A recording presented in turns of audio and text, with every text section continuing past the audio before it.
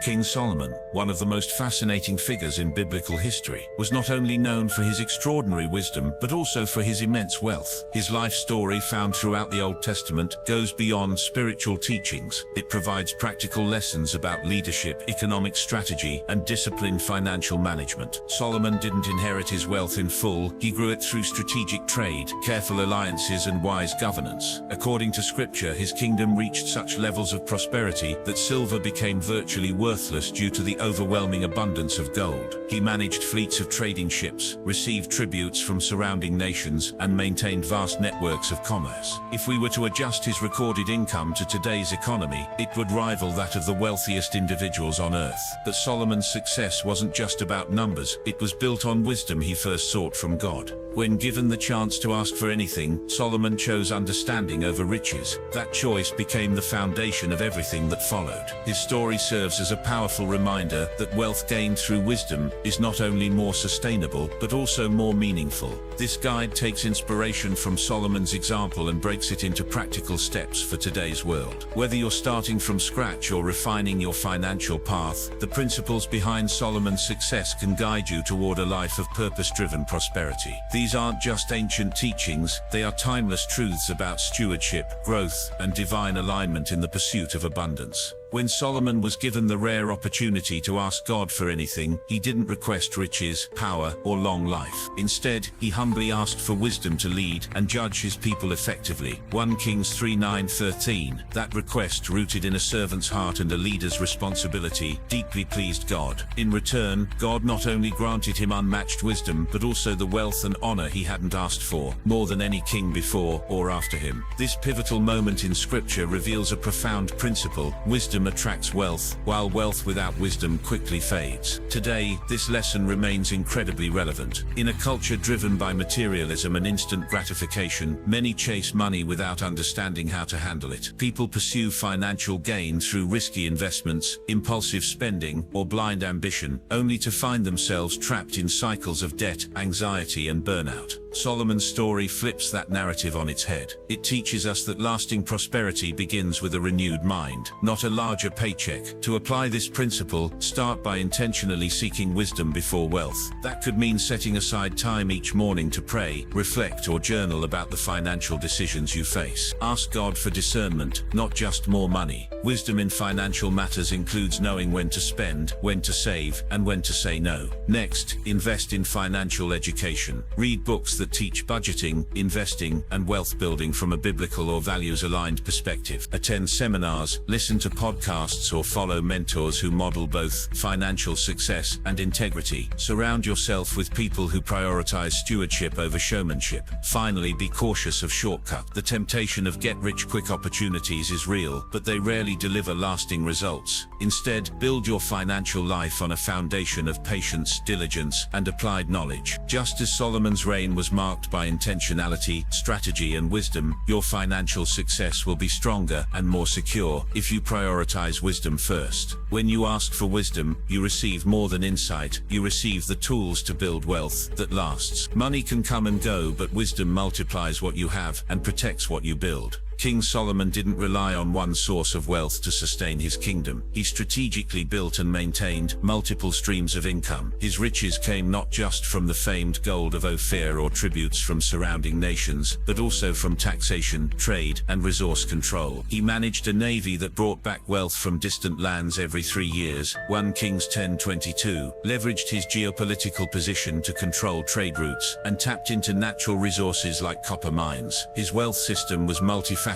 resilient, and intentionally diversified. In modern terms, this is the biblical blueprint for financial independence. Don't put all your eggs in one basket. Relying solely on a single income, especially a job that could be disrupted by economic shifts, layoffs, or personal emergencies, puts your financial stability at risk. Instead, building multiple streams of income allows you to weather financial storms and create long-term security. Today, there are more ways than ever to follow Solomon's example. You don't need a kingdom kingdom or a fleet of ships to get started. Begin with one simple income stream outside of your main job. For example, turn a hobby or skill into a freelance service. Sell digital products, offer online courses, or explore platforms that generate royalties or passive income. These side ventures, even if small at first, begin to create a financial buffer. As your first stream gains traction, use some of that income to build the next one. Reinvest wisely, perhaps in dividend-paying stocks, a rental property, or a small online business. The goal is to create income sources that don't all depend on your direct effort or time. Over time, this compounding strategy mirrors Solomon's model. One venture leads to another, creating a cycle of prosperity. It's also important to think long-term. Solomon didn't just aim for short-term gain. His wealth strategy was sustainable. Similarly, focus on income streams that can grow and thrive even when you're not constantly involved. Passive income doesn't mean zero effort, but it means building systems that eventually work for you, like investments, royalties, or automated businesses. By building multiple income streams, you're not just increasing your wealth, you're insulating it. If one stream dries up, the others keep flowing. This layered approach provides the financial stability and resilience that Solomon's kingdom exemplified. The strength of your finances lies not in the size of one paycheck, but in the strength of your income portfolio. Solomon's wisdom wasn't just spiritual, it was strategic. He knew how to turn opportunity into lasting prosperity. You can do the same by taking deliberate steps to diversify your income, one stream at a time. King Solomon's reign was not only marked by personal wisdom and vast wealth, but also by the strength of his relationships and alliances. One of the most significant was his partnership with King Hiram of Tyre. This alliance wasn't merely diplomatic, it was strategic and deeply beneficial. Hiram supplied Solomon with cedar and cypress timber, as well as expert craftsman resources, crucial for the construction of the magnificent temple in Jerusalem. 1 Kings 5. This relationship elevated Israel's cultural, spiritual, and economic stature, demonstrating how purposeful alliances can amplify success. In today's world, the principle remains the same. Who you align yourself with matters just as much as what you know. In business, finance, and career growth, relationships are currency. Building a trustworthy network of partners, advisors, mentors, and collaborators can open doors that money alone cannot. Whether you're launching a business, starting a project, or investing in something new, surround yourself with people who share your values and vision. Honesty, capability, and a shared sense of purpose are non-negotiables in any productive partnership. Solomon didn't align with just anyone. He chose partners who had something to offer, but also those he could trust. In your own financial journey, be intentional about who you allow into your inner circle. This applies not just to business partners, but also to mentors, financial advisors, and even the communities you join. These relationships can provide knowledge, resources, and emotional support that accelerate your progress. Collaboration is powerful when built on mutual respect and shared goals. Find people who complement your skills and can offer strengths where you have gaps. A good alliance doesn't compete, it elevates. Just as Hiram's skilled workers filled a need Solomon couldn't meet on his own, the right collaborators today can help you scale faster and build stronger.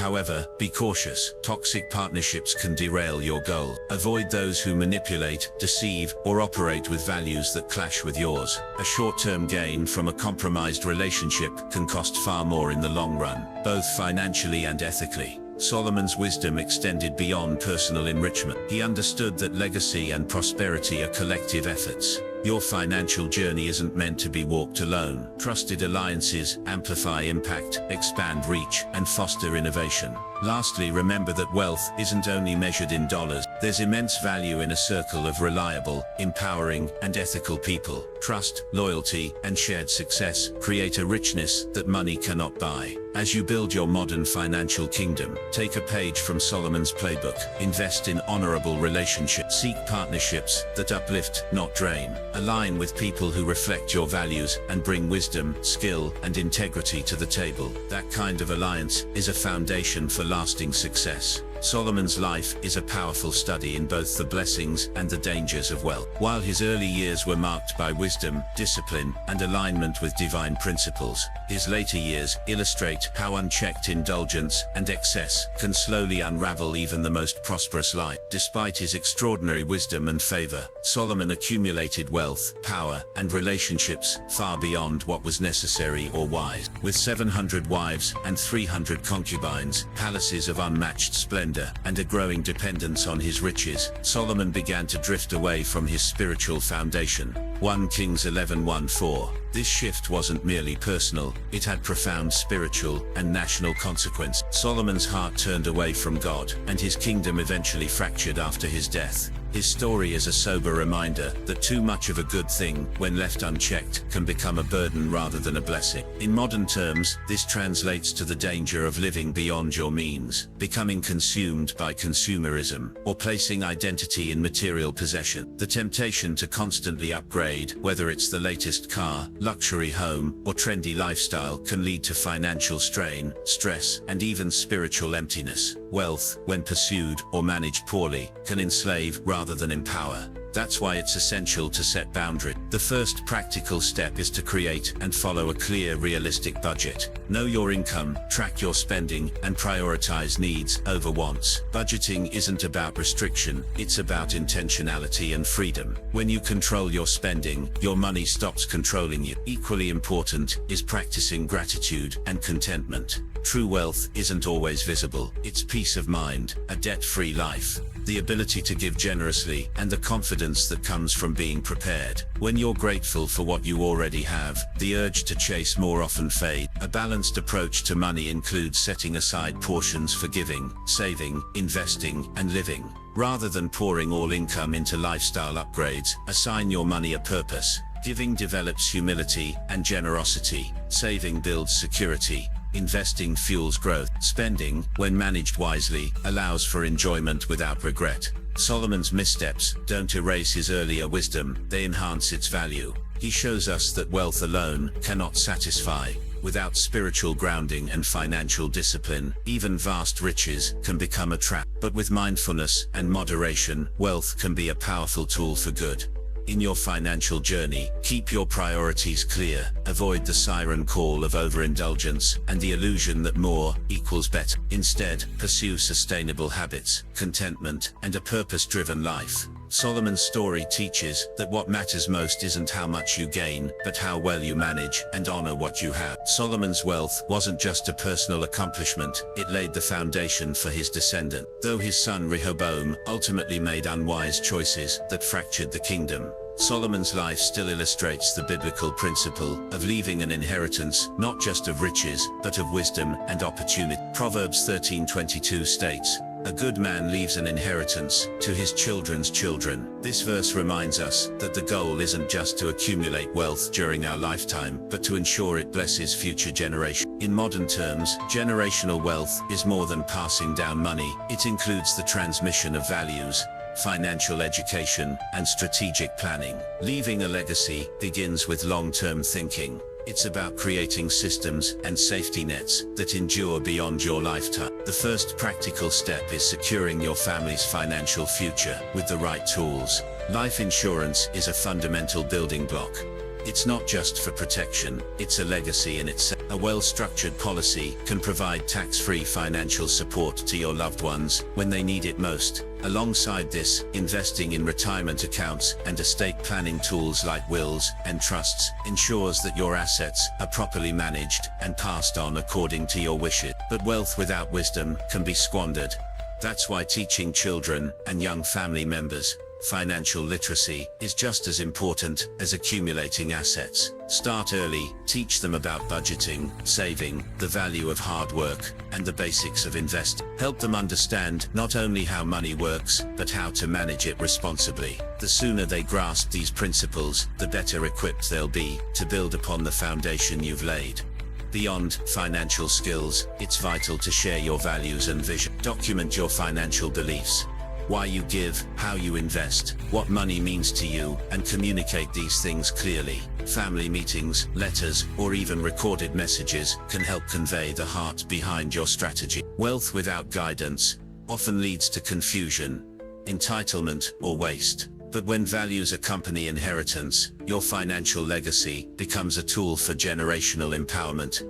Also, consider opportunities you can offer your family now. This might include starting a college fund, helping with a down payment on a home, or investing in a family business. Generational wealth is as much about opportunity as it is about dollars.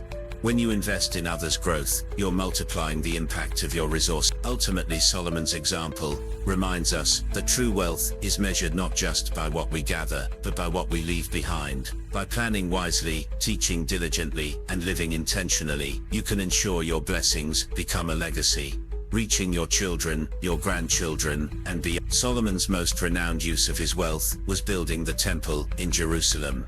A monumental project that wasn't about self-glory, but about honoring God. As detailed in 1 Kings 6, the temple was not just an architectural masterpiece.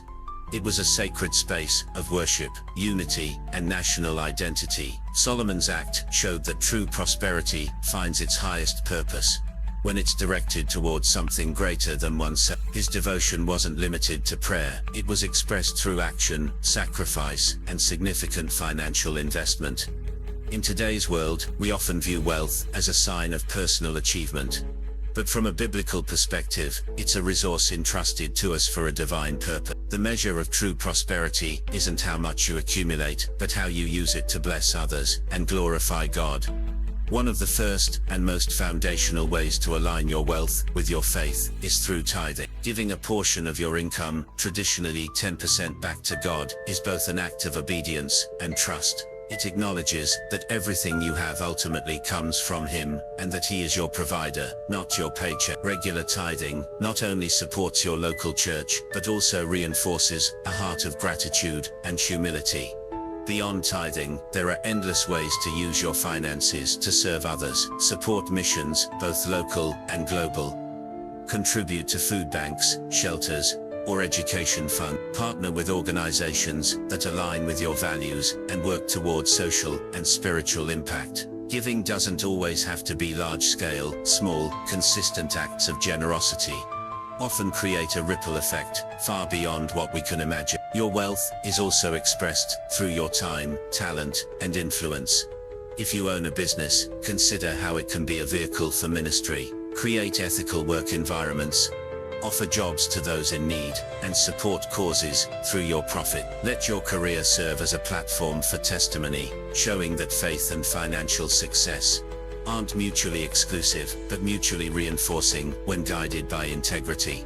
When wealth is used to honor God, it multiplies blessings, not just in material form, but in joy, peace, and purpose. It strengthens communities, uplifts the poor, and fuels spiritual transformation. Solomon's temple wasn't just a building, it was a symbol of a people who had been richly blessed and chose to return that blessing to God. The temptation in today's world is to use money to build personal empires, status symbols, and comfort zones. But true fulfillment comes when we shift the focus outward. When we begin to see money not as an end, but as a tool, a powerful resource for good, our wealth takes on eternal significance. So as you grow financially, remember Solomon's example. Use your abundance, not just for comfort or display, but as a means to worship, serve, and bring light to others. In doing so, your wealth becomes more than a number. It becomes a ministry. Solomon was one of the wisest and wealthiest kings to ever live. Yet his story serves as a sobering reminder of what happens when we shift our focus away from God. Despite beginning his reign with a heart devoted to the Lord, Solomon eventually allowed wealth, relationships, and idolatry to consume his attention. His spiritual compromise led to a loss of favor with God, as noted in 1 Kings 11:6, where it says, "So Solomon did evil in the eyes of the Lord." He did not follow the Lord completely. This downfall teaches us that no amount of wisdom or success can replace a heart fully surrendered to God. In today's world, we face many of the same temptations. It's easy to let the pursuit of financial success overshadow our spiritual priority. The culture around us often promotes the idea that material wealth is the ultimate sign of achievement. But Scripture reminds us that riches without a spiritual foundation can become a trap. When finances are disconnected from faith, even prosperity can lead us away from God's purpose. To avoid falling into this trap, we must intentionally seek God first in all things. This begins by starting each day with prayer and time in the Word. When we consistently invite God into our decisions, we're more likely to stay aligned with His will, even in our financial life. Seeking God's guidance doesn't just involve asking for blessings. It means asking for wisdom, clarity, and the strength to honor Him with every resource we have. Another practical step is to regularly examine our financial goals. Are they shaped by God's values, or are they influenced by cultural pressure? It's important to ask ourselves whether we're pursuing wealth to serve God's kingdom, or merely chasing comfort and status. Financial goals should reflect our commitment to eternal rewards, not just temporary gain. Aligning our finances with our faith also involves obedience. This might mean giving generously, living within our means, or trusting God even when financial circumstances are uncertain. Prosperity that endures is the result of spiritual discipline and a heart anchored in God's truth. When we trust Him first, everything else finds its proper place. Ultimately, the key to lasting prosperity, both spiritual and financial, is keeping God at the center of our lives. It's not about rejecting success or wealth, but about holding them loosely and stewarding them wisely under God's direction. Solomon's story is a powerful warning, but it also serves as a guide. When we seek God first, we not only protect ourselves from the dangers of misplaced priorities, we also open the door to blessings that are deeper, richer, and far more enduring than anything this world can offer. How do you currently invite God into your financial decision? King Solomon's story reveals both the power of wisdom and the danger of drifting from God. He was blessed beyond measure, renowned for his intelligence, wealth, and leadership. Through strategic choices and divine favor, he built a kingdom marked by peace and prosperity. But despite all his success, Solomon's heart eventually turned away from God, leading to his downfall. His life reminds us that achievements mean little without spiritual alignment. True wealth in the Bible goes far beyond riches. It includes living with integrity, walking in purpose, and making an eternal impact. These are the treasures that last. As you take practical steps toward managing your finances wisely, never lose sight of the greater goal, being a faithful steward of all that God has given you. Solomon's life challenges us to seek more than material gain, pursue wisdom, love deeply, and live with intention. These are the qualities that leave a lasting legacy. In the end, the real treasure isn't what we accumulate, but who we become.